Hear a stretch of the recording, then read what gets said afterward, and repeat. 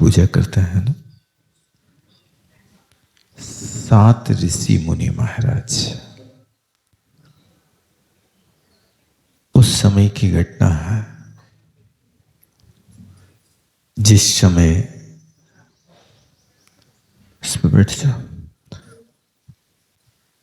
जिस समय रामचंद्र जी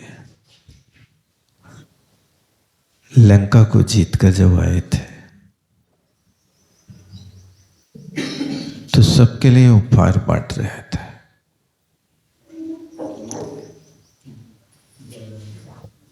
अनेक देशों के राजाओं को राज्य विभाजित कर दिया।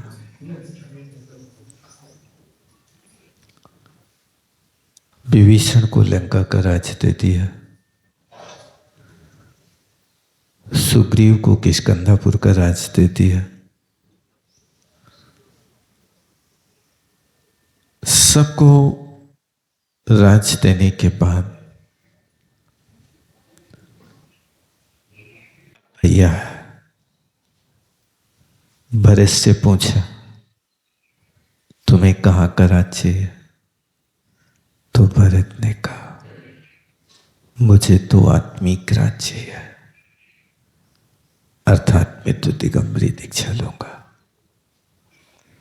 ठीक है, भरत ने दीक्षा का निश्चय कर लिया। अब शत्रुघ्न था, शत्रुघ्न से पूछा, तुम्हें कहाँ का राज्य है? तब शत्रुघ्न ने कहा, मुझे तो मथुरा का राज्य है। तो कहा कि भैया तुम मथुरा को छोड़ करके कोई दूसरे देश का राज्य मांग लो, क्योंकि मथुरा नगरी का राजा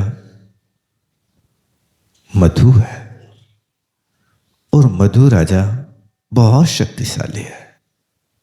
आपको पता होगा, राजा मधु रावण का जमाई है। 3 खंड का अधिपति रावण है और रावण की जो बिटिया है कृतचित्रा, उस कृतचित्रा का विवाह मधु के साथ हुआ था। और उस मधु के पास एक त्रिशूल रत्न है कि जिस रत्न को जब हाथ में रखता तो दुनिया की कोई हस्ती उसका सामना नहीं कर सकती थे।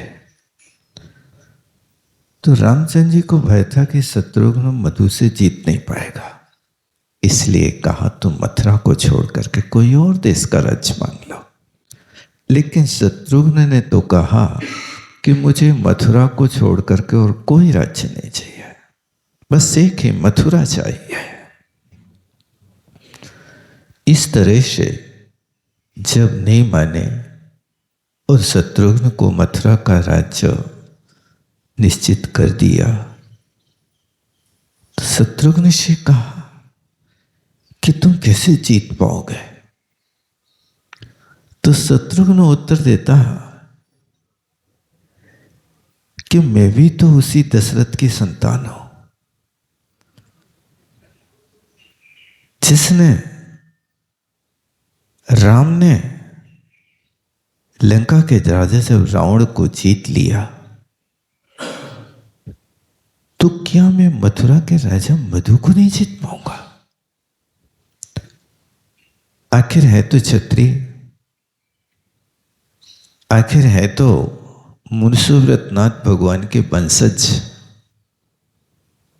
राजा दशरथ के बेटे, और उनके लिए राम लक्ष्मण ने पूरी तैयारी करके और सारा का सारा हिसाब किताब समझा दिया कि जब मधु घर में ना हो तब तुम उनके ऊपर चढ़ाई करना, और वहां जाकर के जब राजा मधु राज सिंहासन से हटकर वन क्रीड़ा के लिए गया तभी राजा शत्रुघ्न ने उनके ऊपर चढ़ाई कर दी।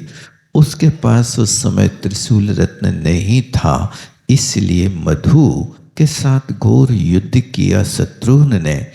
और वही घटना घटी कि उस समय वो रत्न न होने के कारण मधु पराजित हो गया और उसका शरीर चरचर हो गया, दशा बिगड़ गई।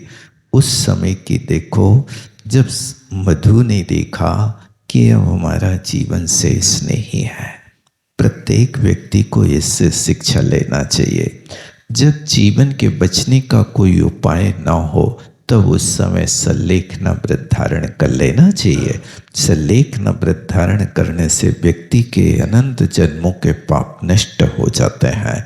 उस सल्लेखना का अर्थ यही है कि भगवान मेरी कोई इच्छा नहीं दुनिया की किसी वस्तु से, मैं सारे बाह्य अभ्यंतर परिग्रह का त्याग करता हूँ और उस त्याग करके फिर अपने स्वरूप में रमण करता हूँ। जब जीने की आशा है ही नहीं, डॉक्टरों ने भी मना कर दिया, तुम्हारा मन भी कह रहा है कि अब शरीर की ये दशा हो गई है, अब किसी तरह तुम बच नहीं सकते हो, फिर भी लोग बचने की आशा करते हैं, जीने की आशा करते हैं कि अभी मैं तो और जीऊँगा और जीऊँगा। भैया तुम कहाँ से जियोगे? डॉक्टर तुम्हारे लिए औषधि दे सकता है, प्राण नहीं दे सकता है। आप धन के माध्यम से औषधि खरीद सकते हो, आरोग्य नहीं खरीद सकते हो। इसलिए आचार्यों ने कहा जब निष्प्रतिकार, जिसका तुम प्रतिकार न करो, ऐसा रोग आ जाए, दुर्भिक्ष आ जाए, बुढ़ापा आ जाए अथवा कोई उपसर्ग आ जाए, उस परिस्थिति में आप अपने जीवन की आशा छोड़ करके सल्लेखना व्रत को लेकर के क्षमता पूर्वक प्राणों का त्याग करेंगे तो नियम से स्वर्ग की प्राप्ति होगी। और यदि उस समय आप हाहाकार मचेंगे, देखो एक नारी ने कितना बड़ा कार्य किया जिसका नाम अनंगसरा था। उस अनंगसरा ने 3000 वर्ष तक जंगल में एकाकी काल व्यतीत किया। जब 3000 वर्ष का काल व्यतीत हो गया तब उनके पिता चक्रवर्ती को पता चला कि हमारी बेटी अनंगसरा इस स्थान पर इस जंगल में पड़ी हुई है। उस समय वो राजा चक्रवर्ती अपनी बेटी को लेने के लिए वहां से आता है। तब तक यहाँ घटना घट जाती है कि इस बियाबान जंगल में एक भयंकर अजगर ने उसी वक्त अनंगसरा को निगल लिया और उसके आधे शरीर को अजगर निगल चुका था। तभी राजा आया और राजा ने उस अजगर को मार करके अपनी बेटी की रक्षा करने का उपाय सोचा, लेकिन बेटी ने कहा अब सारा शरीर तो समाप्त हो गया है, अब जी करके भी मेरा क्या जीवन होगा। इसलिए उसने उस सर्प के लिए, अजगर के लिए अभय दान दिला दिया और कहा पिताश्री अब जीने की आशा नहीं है, अब मेरे भी जीने की आशा नहीं होना और फिर सर्प को भी मार डालना ये उचित नहीं है, इसको अपनी क्षुधा पूर्ति करने दो। मैंने सल्लेखना व्रत ले लिया, मैं अब इस स्थान से कहीं दूसरी जगह नहीं जा सकती। इसको क्षेत्र की सीमा कहते हैं। उसने ये क्षेत्र सीमा करके सब पापों का त्याग कर दिया और समता से प्राणों का त्याग कर दिया। चूंकि अनंगसरा ने सल्लेखना तो लिया लेकिन रत्नत्रय को धारण नहीं कर सकी, उस समय वहाँ अनंगसरा मिथ्यात्व से युक्त रही, इसलिए स्त्री पर्याय का छेद नहीं कर सकी और वो अनंगसरा मर करके अयोध्या नगरी के एक सेठ के यहाँ पुत्री हुई, जिस पुत्री का नाम विशल्या रखा गया था। लेकिन सल्लेखना का इतना प्रभाव था कि वो अनंगसरा ने निर्मल परिणामों से उस व्रत को धारण भले ही मिथ्यात्व के साथ किया, लेकिन उसके लिए विशल्या की पर्याय में जहाँ उत्पन्न हुई उसका शरीर औषधि जैसा था। जैसे औषधि रिद्धि होती है वैसे उसका शरीर। उसके स्नान का पानी किसी रोगी के ऊपर छिटक दो तो रोगी आरोग्य हो जाए, कोई डॉक्टर की जरूरत नहीं पड़ती थी। ऐसा ये सलेखना व्रत के माध्यम से अनंग सरा का जीव जब विशल्या बना तो उसके शरीर में ये औषधि गुण उत्पन्न हुए थे। यानी धर्म व्यक्ति किसी भी परिस्थिति में करता है तो धर्म का फल तो अवश्य ही मिलता है। बस धर्म के ऊपर आस्था होना चाहिए। आपको ये नहीं लगना चाहिए कि अरे हम इतना धर्म कर रहे हैं हमें कुछ लाभ नहीं हो रहा। कई लोग परेशान रहते हैं कि भैया हमने जीवन भर धर्म किया और हमारी आज तक भगवान ने गरीबी नहीं मिटाई, हमारी बात नहीं सुन रहे। भैया कर्म सिद्धांत है कि यदि तुमने तीव्र पाप कर्म का उदय की बंद किया है तो फल तो पहले उसका भोगना पड़ेगा। पहले उसको भोगो, फिर इसके बाद में तुम जो आज कर रहे आगे भविष्य में भोगोगे। तुम तत्काल अपेक्षा रखते हो कि हमने अभी भगवान की भक्ति करी, उस शाम को हमें फल मिल जाए। ऐसा कोई भी धान तो बताओ कि तुम सुबह बीज बो शाम को तुम्हारे घर में फल लटक जाए। है कोई बीज ऐसा? कोई भी बीज है 2 महीना से पहले तो फलता ही नहीं है। एक धान है जिसका नाम साष्टिका है। साष्टिका माने जो 60 दिन में फल प्रदान कर देती है, उस धान को साष्टिका कहते हैं। ऐसे 60 दिन तो कम से कम हर बीज को बोने के बाद फल लगेगा। तो तुमने भी यदि आज पुण्य किया और उस पुण्य कर्म की स्थिति 10 कोड़ा कोड़ी सागर की बंधी तो 10 कोड़ा कोड़ी सागर की स्थिति का फल कब मिलेगा आपको पता है? 1000 वर्ष के बाद मिलेगा। कब मिलेगा? 1000 वर्ष के बाद मिलेगा। अब 1000 वर्ष तक आपको धैर्य तो रखना पड़ेगा कि नहीं रखना पड़ेगा? एक कर्म सिद्धांत आप जानते नहीं हो। अच्छा काम किया और कभी कभी ऐसा होता है कि आज कर तो लिया, शाम को फल नहीं मिला तो आपने अनास्था कर ली, अरे तुम्हारे पारसनाथ बिल्कुल चमत्कारी नहीं है, हम तो इनकी बिल्कुल पूजा नहीं कर रहे हैं। अब जो तुमने पुण्य बांधा था उस पुण्य को और तुमने बर्बाद कर दिया। बंधा हुआ पुण्य नाश करके बैठ गए क्योंकि तुमने अनास्था कर ली। इसलिए धैर्य रखो। और हुआ ये कि उसका शरीर ऐसा आरोग्य में स्नान करती थी विशल्या। उसके स्नान का पानी जिस गड्ढे में गिर जाए वो उस गड्ढे में यदि कोई रोगी कुत्ता गिर जाए तो वो कुत्ता बिल्कुल स्वस्थ हो जाता था। ये होता है। तो कहने का मतलब कि आप धर्म करो लेकिन धर्म की को बदले में कोई अपेक्षा नहीं करो, क्योंकि बिना मांगे आपको मोती मिलेगा, मांगने पर भीख भी नहीं मिलती है। इस प्रकार का श्रद्धान अपना मजबूत होना चाहिए और अच्छी श्रद्धा के साथ में धर्म अपन को साधन करना चाहिए। यहाँ पर ये हुआ कि वो जो शत्रुघ्न वहाँ से गया और युद्ध किया तो मधु राजा का शरीर जब जर्जर हो गया तो हाथी पर बैठे बैठे ही उसने सभी बाह्य आभ्यंतर परिग्रह का त्याग कर दिया और भगवान मैं अब दिगंबरी दीक्षा लेकर के आत्म कल्याण करूंगा। हाथी से नहीं उतरा और हाथी पे बैठे बैठे केस लॉन्च कर लिए और वही आत्म स्वरूप में लीन हो गया। अन्यथा शरणम नास्ति।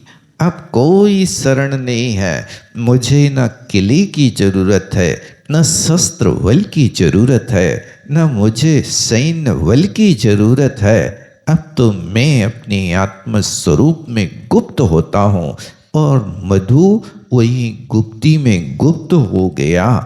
इधर जब शत्रुघ्न देखता हा कि राजा मधु जो हमारा दुश्मन है वो तो दिगंबरी दीक्षा लेकर के आत्माराधना कर रहा, तब वहां जाकर के शत्रुघ्न उनको नमोस्तु करते और कहते भगवान मुझ जैसे पापी के अपराध को क्षमा कर दो। तब मुनि महाराज राजा मधु का जीव कहता है मित्र तुम हमारे दुश्मन नहीं, तुम हमारे बहुत बड़े मित्र हो। मैं गृहस्थी के कीचड़ में पड़ा हुआ था और तुम जैसे महापुरुष ने मुझे इस गृहस्थी के राज्य के जंजाल से निकाल करके ये अवसर दिया। मैंने बहुत लंबे समय तक राज्य कर लिया, अब तुम राज्य करो। और मधु ने अपने शरीर का त्याग कर दिया। यानी देखो ये होता है क्षमा धर्म कि आपके सामने तत्काल खड़ा हुआ शत्रु है, जिस शत्रु ने तुम्हारा राज्य छीन लिया, तुम्हारा क्षेत्र छीन लिया, तुम्हारा सब कुछ प्राण तक छीन लिए, लेकिन इतना होने के बाद भी राजा मधु मुनि बनकर के शत्रुघ्न के लिए क्षमा करते हैं और क्या कृतज्ञता करते हैं, तुम हमारे बहुत बड़े उपकारी पुरुष हो, क्योंकि मैं तो राज जाल में पड़ा था, तुमने आकर के मुझे जागृत किया, आप उपकारी हैं। ये होता है क्षमा भाव। और हुआ ये कि राजा मधु का जो मित्र था जिसने वो त्रिशूल रत्न दिया था, जब वो राजा मधु मर गया तो त्रिशूल रत्न उसी देव के पास वापिस चला गया। तो देव ने पूछा तुम कैसे आ गए? बोले राजा मधु मर गया। अच्छा, वो कुपित हो गया और कुपित होकर के वहां से चलता है कि मैं देखता हूं मधु को किसने मारा, उस दुश्मन की मैं धज्जियां उड़ाऊंगा। वहां से अत्यंत कुपित होकर के चल रहा था और यहाँ आया तो देखा मथुरा नगरी में राजा मधु का तो लोग नाम भूल गए और शत्रुघ्न महाराज की जय हो जय हो जय जयकार के नारे लग रहे। वो देवता जो मधु का मित्र था वो सोचता है ये जनता बड़ी कृतज्ञ है, जिसने इनका पालन पोषण किया, अवस्था तक संभाला, लेकिन आज ये अपने राजा को भूल करके किसी दूसरे का जय जयकार कर रहे हैं। वो बहुत कुपित हुआ। पहले तो उसने सबको मारने का सोचा, लेकिन बाद में मन बदलता है, ये तो दुनिया दुरंगी है, इसका कोई ठिकाना नहीं, आज तुम्हारा है कल किसी और का होगा, इसके ऊपर भरोसा मत करना, कभी किसी के ऊपर भरोसा मत करना। भरोसा करना एकात्म तत्व के ऊपर करना। इसीलिए कहा खुद से अधिक किसी और पर विश्वास मत करना, खुद से अधिक किसी और पर भरोसा मत करना। क्यों? क्योंकि अंधेरे में परछाई भी साथ छोड़ देती है। जब अंधेरा आता है तो आपकी परछाई भी आपका साथ नहीं देती है, वो भी छोड़ देती है। इसी तरह यहाँ पर हम जिसको अपना समझते हैं, जब कर्म विपरीत होता है तो उस विपरीत कर्म होने पर भी ऊंट चढ़े पे कुकर काटत। तुम ऊंट पे बैठे हो लेकिन ऊंट पर बैठने पर भी कुत्ता काट पे दौड़ने लगता है। क्यों दौड़ रहा है? ऊंट चढ़े पे कुकर काटत माने कर्म ऐसा प्रतिकूल हो गया कि वो प्रतिकूल कर्म वहां भी तुम्हें छोड़ नहीं रहा है। बंधु विरोध करे सगरे झगरे नित होत सुधारस चाटत। जब कर्म विपरीत होता है तो जो अपने सगे हैं वे ही अपने विरोधी हो जाते हैं। बंधु विरोधी हो गए, जो सगे हैं वे दगा दे गए। सगा दगा किसी का सगा नहीं, ना मानो तो कर देखो, और जिसने किया किसी के साथ उसका घर बिगड़ा देखो। इसलिए जब कर्म विपरीत होता है, कर्म का तीव्र पाप कर्म का तीव्र उदय होता है, तो बंधु ही विरोधी हो जाते हैं। जो आपके भाई बंधु हैं वे आपसे विपरीत चलने लगते हैं। बंधु विरोध करें सगरे, झगरे नित होत सुधारस चाटत। जिनके घर में अमृत बरस रहो, जिनके घर में भोग भूमि जैसे सुख हैं, जिनके घर में 56 भोजन के रोज भोग लग रहे हैं, ऐसे घरों में ऐसी अशांति, ऐसा महाभारत मचा है कि जिसको आप देख नहीं सकते हो। इस बात का तो अनुभव कर रहे कि नहीं कर रहे हो? आप देख लो, एक कर्म की विचित्रता है कि जहां पर अमृत बरसे वहां अशांति रहे। इसलिए ध्यान रखना भैया, ये अशांति पैदा करने वाले कोई दूसरे नहीं, अपने अंदर के कर्म हैं। जे कर्म पूरब किए खोटे सहे क्यों नहीं जी रहा? तुम ही नहीं ऐसे कर्म किए हैं, उस कर्म का आज उदय आ रहा है, उस कर्म को अब समता से भोग लो।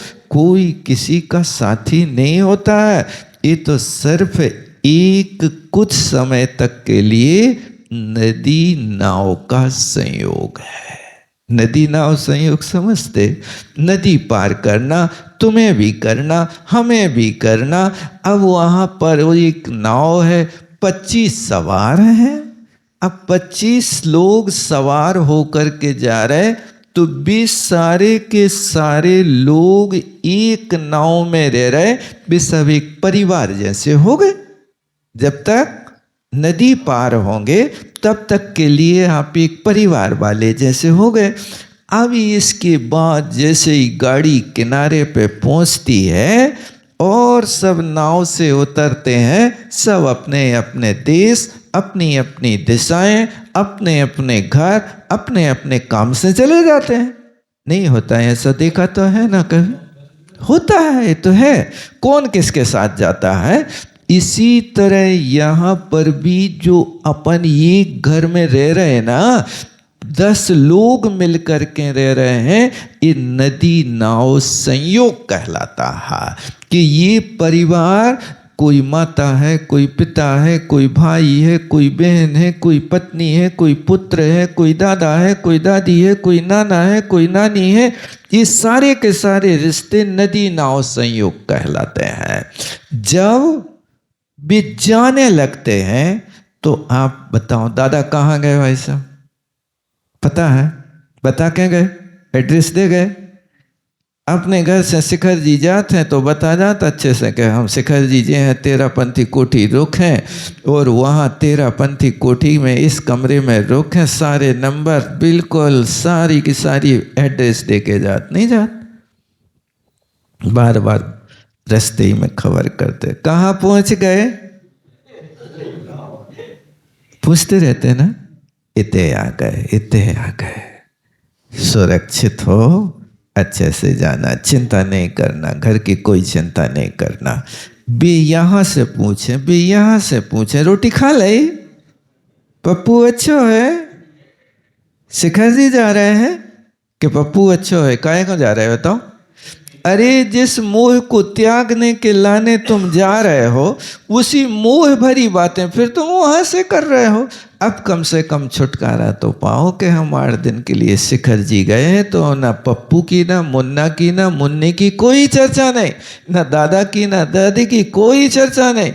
बस चर्चा करो तो सांवलिया पारसनाथ शिखर पे तुम भले विराजे भगवान। आप यहाँ आकर के विराजे, हमें भी अपने बाजू में बैठाल करके हमें कैसा कर लो, कर्म मुक्त कर दो परमात्मा। बस यही हमारी भावना है। लेकिन आप लोग तो बिल्कुल ऐसे जात हो कि एक टोक पे, हे पारसनाथ हमारी और हमारे परिवार की। और कौन कौन की बोलत बताओ? बिल्कुल याद कर करके 7 पेरी तक के लाने संदेश भेज देते के भगवान उनकी भी नमोस्तु, उनकी भी नमोस्तु, उनकी भी नमोस्तु। ये सब लोग, 10 लोग 20 लोग होंगे तो एक श्रीफल में सब निपटा दें। हाँ पारसनाथ, जो श्रीफल कौन को है बताओ? पैसा कौन के लगे हैं? पैसा किसके लगे? जितने चढ़ा रहे हैं उन सबके पैसा लगे कि एक के लगे? अब पुण्य सबको मिले कि एक को? तुमने श्रीफल चढ़ाया कि खाली हाथ? हाथ लगाया है कि श्रीफल चढ़ाया है? हाथ लगाया है तो तुम्हें पुण्य मिले, हाथ लगावे वालों, भोगवे वालों ने मिले। क्यों? तुमने बिना पैसा के पुण्य कमाओ, कछु दान तो करो नहीं है, कुछ किया तो है नहीं, अब झोली काय में भरो बताओ? इस तरह से यहाँ पर अपन लोगों को हमेशा सतर्क रहना चाहिए। क्या बात बता रहे थे आपके लिए हम? कहाँ चले गए? भूल गए? शिखर जी तो बीच में आ गए।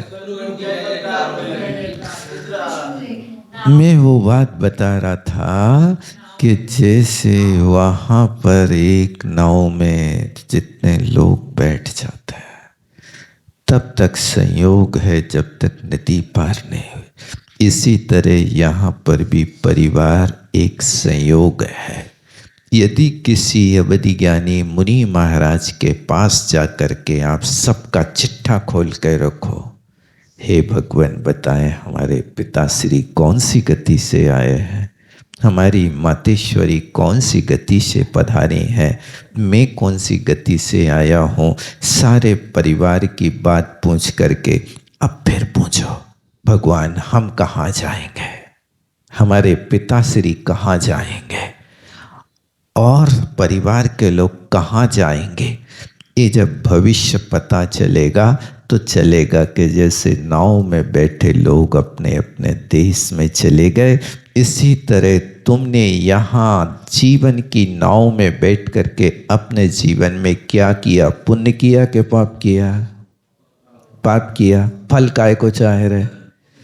अब घोर पाप करके भी स्वर्ग जाने के कहाँ जाने? बताओ, पाप करके कहाँ जाओगे? पक्का है? पता है? पता है? अनुभव है? देखो, मतलब आपको पता है, लेकिन पता होने के बाद भी आप अपना काम नहीं सुधार रहे हो। इसी का नाम जानबूझ के अंध बने हैं, आँखन बांधी पाटे। हम जानबूझ करके अंधे बने हैं। यदि कोई अंधा गड्ढे में गिरता है कोई बात नहीं, नेत्र विहीन है, लेकिन आंखों वाला व्यक्ति यदि गड्ढे में गिर जाए तो तुम तालियां बजाओगे, हंसी उड़ाओगे कि उसको हस्तावलंबन दोगे? क्या करोगे? कैसी आंखों वाले व्यक्ति हो तुम? तुम्हारे पास आंखें हैं लेकिन फिर भी गड्ढे में गिर रहे हो। बस यही स्थिति है, तुम दूसरों की हंसी उड़ाओगे लेकिन लोग तुम्हारी भी हंसी उड़ाएंगे। इसलिए ये श्रद्धा तो मन में बना करके अच्छी रखो कि कहूँ न सुख संसार में। और दूसरी श्रद्धा बनाओ, साथी सगा न कोई। पता है ये पंक्ति कहाँ की है? भरे भावना की है ना? पढ़ते ना? क्या लिखा है उसमें? जहां देह अपनी नहीं तहां न अपना कोई। घर संपत्ति पर प्रकट है, पर है परिजन लोग। अर्थ समझते हैं इसका क्या है? जहां देह अपनी नहीं मतलब, अरे भैया विचार करो, कि जब शरीर भी तुम्हारा जिसने पूरे जीवन भर ढोया, ढो रहे कि नहीं ढो रहे, जिंदगी भर धोया, जिंदगी भर उसके लिए आप गुलामी करते रहे, कर रहे कि नहीं कर रहे? अब यहां से जाके नहे हो, धो हो, बढ़िया साबने लगे हो, फलाना करो, ढिकड़ा करो, तेल लगे हो, कौन सा तेल लगे हो, मिट्टी को के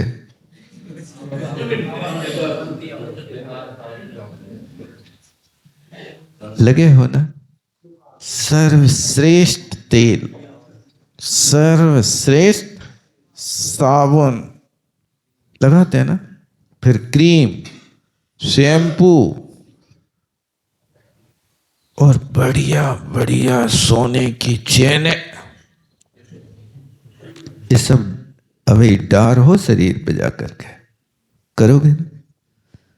लेकिन यहां क्या पढ़ रहे कि जहां देह अपनी नहीं, जब तुम्हारा शरीर इतना तुमने उसका पालन पोषण किया, जब वो तुम्हारा नहीं, तो जहां देह अपनी नहीं तहां ना है अपना कोई। जब शरीर भी तुम्हारा नहीं है, तब दूसरे लोग तुम्हारे कैसे हो सकता है? तो क्या करें? माँ बाप छोड़ देवे, स्त्री पुरुष छोड़ देवे, ये नहीं कह रहे तुम छोड़ दो, रोटी कौन खिले है, रोटी तो खाना है। बस श्रद्धा तो बनाओ कि माँ बाप सुता सुतनारी, झूठे झंझट संसारी, देता नहीं कोई सहारा है आत्मा हमारा। ये सब कैसे है? सब झूठे झंझट है, कोई सहारा नहीं देता। मरती बिरिया जीव को कोई न रखना, जब मरण होने लगता कोई बचाने वाला नहीं होता। जो प्राणों से प्यारे होते हैं बे चिल्लाने लगा था, खटिया से नीचे कर दो। आप क्या कहते कि नहीं कहते? खटिया से नीचे कर दो। खटिया पे मर जाए तो क्या हो जाए? वैसे क्या हो जाए बताओ? अरे खटिया और जलाने पड़े 1000 रुपया की साथ में, खटिया भी छीन ले, बिस्तर भी छीन ले, एक कोरी दरी लिटा दो। अब कौन होश है उनको? ऐसे ही करते हैं ना। ये सब सोचो ठंडे दिमाग से कि जहां देह अपनी नहीं तहां ना अपना कोई। घर संपत्ति पर, घर संपत्ति कैसी है? पर, निजी नहीं है। घर कैसा है? पर मतलब दूसरा मतलब धर्मशाला। क्या है? धर्मशाला। ये मुसाफिर खाना है। आए हो, ठहरो, चले जाओ। कब तक? जब तक जिंदगी है सो रहो। ये रहने के लिए है, इसको अपनी नहीं मानो। और इसके बाद क्या होगा? चिंता नहीं करो, जो होना होगा वही होगा, तुम कुछ कर नहीं सकते हो। घर संभालवे के लाने एक लड़का तो होवे कम से कम। कोई पुत्र बिना ने झूरे होए मरे तो रोवे। जिनके लड़का नहीं है वे जिंदगी भर आंसू बहा रहे हैं। अब हम का हुई है, का हुई है? उनको देखो, वे पशु पक्षी बेचारे बाहर बैठे हैं। वे नहीं कहते कि हम का हुई है। वे जिस सार में बंधे हैं, वे नहीं कहते कि अब हमारा घर कौन संभालेगा, हमारा स्थान कौन संभालेगा। ये मनुष्य की कमी है कि वो इस प्रकार से अपना जीवन रोता धोता रहता है और अपने लिए कुछ नहीं कर सकता। इसलिए बार बार ये पंक्ति पढ़ो, जहां दे, अपने मन में पढ़ियो, लेकिन जहां देह अपनी नहीं तहां न अपना को। घर संपत्ति पर प्रकट है। ये तो पर है, मेरी है ही नहीं। और आगे क्या है? पर है परिजन लोग, जो तुम्हारे परिवार के हैं वे तो पृथक जुदे धन धामा, वे तो अलग हैं। आप मान रखे हो कि हम आए हैं, लेकिन तुम्हारे सिर में पीड़ा होवे तो आंसू वो बहे कि तुम बहे हो? जिसके सिर में पीड़ा होगी आंसू वो ही बहाएगा कि उसकी मम्मी पापा बहाएंगे? कौन बहाएगा बताओ? अनुभव कर रहे कि नहीं कर रहे? कर तो रहे हैं, लेकिन आपकी बातें तो सर माथे हैं।